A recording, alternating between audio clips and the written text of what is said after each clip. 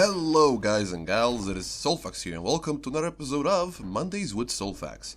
Hopefully on a Monday. So, yeah, what's been going on with me this past week? Well, I released a video, and that video was the fake trailer for a non-existent movie that will never be made. Some people got the wrong idea. Some people thought that I released a trailer parodying an existing trailer, or that I released a trailer which means that I'm going to release a whole movie or a whole series of videos about how Geralt kills everybody. No, that's not going to happen because that would take too much work, and that's just not something that I want to do. Humor is not something that I do on YouTube because it's a hit and miss thing. Sometimes something that's funny to me might not be funny to you, and that's just basically how humor works, and I don't want to waste my time on something that people consider to be not funny. So yeah, that's the thing. But overall the video was relatively well received, but I do want to raise a point here. Criticism is a thing that I haven't talked about in my videos, but is a very important part of doing YouTube videos, or just basically anything in life. Because it's very hard to be objective about your own videos when you're personally involved in them, when you try to make them as best as they can be. When you try to make a good video, it's very hard for you to take a step back and see that something might not work and something might not be good. Now, speaking of that, I naturally, like I always do when I release my videos, I posted about them on the Witcher subreddits. And then one guy replied to me, he just replied to the thread for the video, saying, "Oh dear, ... And that particularly ticked me off, because just like, I hate when people do it. That is condescending, and that is just very stuck up. That was not a criticism. That was not even like an attempt to say that the video was bad. He just said, "Oh dear, ... And yeah, and then I was like, okay, what's wrong with the video? Is it too cringy? And he said, "Mm-hmm, ... And that ticked me off even more. It ticked me so much that I wrote, "Get off your high horse, leave a dislike, and be on your way." And I might have stepped over some imaginary line there, where a creator isn't supposed to be annoyed at criticism at his video. But that was not criticism. That was just passive-aggressive, condescending bullshit. Because he didn't say anything other than that he disliked the video. And I would be okay if he said this video was bad and I don't like it. But no, he said, "Oh dear," and he said, "Mm-hmm." And that's just so annoying. And then then we got in a little argument, and he said that I'm a baby, I can't take criticism and shit like that. But criticism, that is not criticism. If I were afraid that somebody's going to shit on my video, I would never release a single fucking video. Because when you release something that you display it towards the world, and there is a chance that a couple of thousand people are going to see it, there is always the chance that somebody is going to be an utmost douchebag, or just that you made a bad video or a bad project or something. And if I were afraid that somebody's going to shit on my video and tell me that I'm bad at what I do and my videos suck, I would never release a single video. Now, a good example of criticism would be what I received from the NewTubers subreddit, which is another subreddit that I've just recently started hanging out at. It is basically a subreddit for new YouTubers, where new YouTubers can review other It is basically a subreddit for new YouTubers. It is a place where new YouTubers can post their videos and get them reviewed by other people, and where they can review videos from other new YouTubers. And I've been making a couple of reviews because I think it's fun. It's fun to help people, because some people just need a little push in the right direction to go from making a okay video to a really amazing video.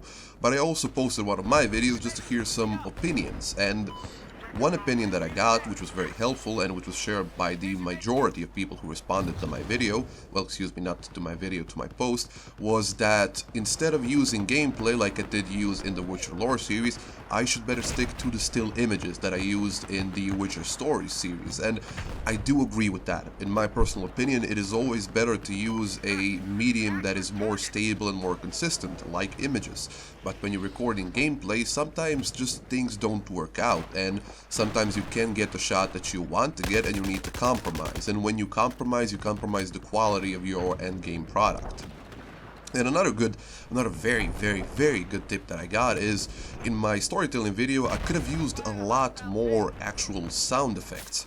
Like for example, in the second video there is a point in which Nivellen strikes his hand on the table, and I could have used a thud effect just to signify that he really did strike his hand on the table, and then some horses walking and doors opening and just stuff like that, just to give some more atmosphere above my commentary and above the music of the videos. And I'm definitely going to do that in the next episode of Witcher Stories.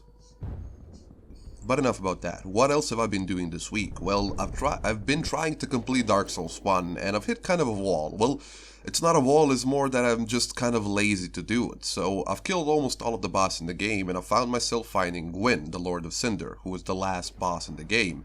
And I'm kind of stuck on him. I've tried to do a couple of things, like just play to dodge him and try to block him and then just get a couple of strikes in, or just a single strike in and then roll away. And I've tried to parry him and then just get riposts in and kill him that way. But nothing actually works all that well, because he is a very aggressive boss. Like, I don't see a single window in that boss fight other than the grab animation, and that is only when you see it at the beginning of the animation, where you can safely heal without the threat of getting yourself stabbed as you're trying to drink down your Estus flask.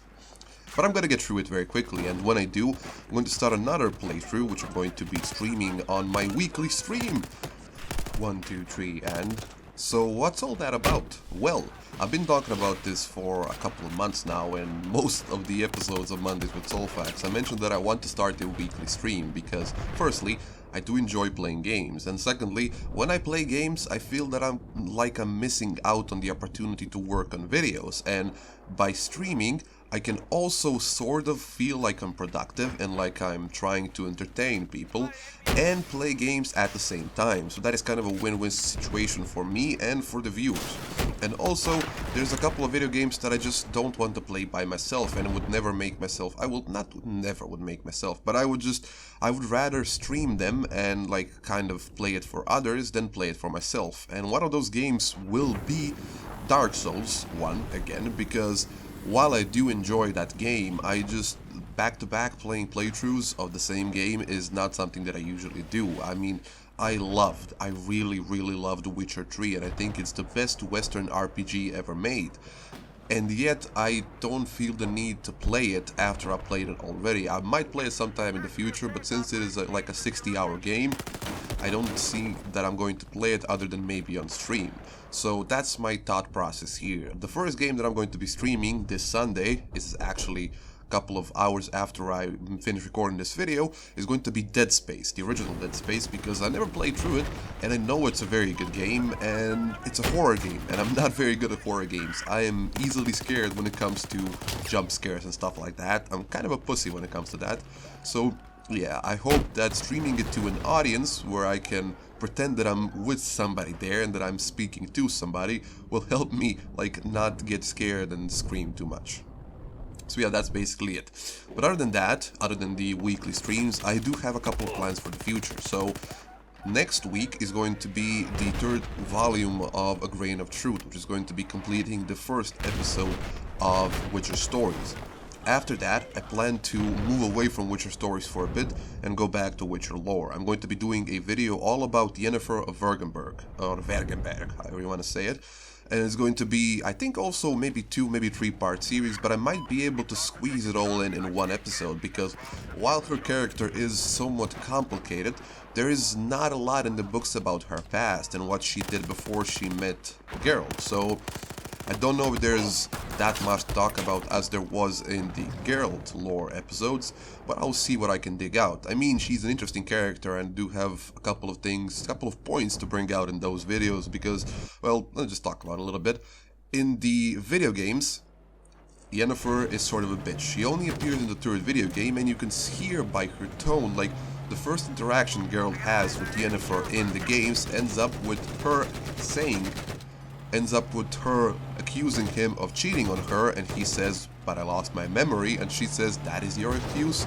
See, that's the kind of woman we're dealing with here, and in the books she does a couple of things that are marginally worse than that, and I'm gonna go over them and I'm going to try to explain why she did that and what was her mindset, because Even though her actions seem sort of brutal and cold-hearted, she is a very logical person, and she's not only thinking of her own benefit, but of the benefit of other people's around her, in some situations. And then after I complete the Yennefer lore, the Witcher lore Yennefer episodes, I do plan on doing one other big project, and that project is going to be another Witcher story.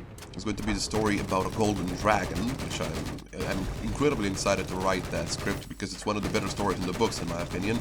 It has all the big characters. It has Yennefer, there's Geralt, there's Zoltan, there's Dandelion, there's even a golden dragon. So yeah, and I'm going to do a little bit different. I'm going to try to find actual voice actors that are going to be playing the parts of the characters in the game, with me only giving the narration, the script, and the video.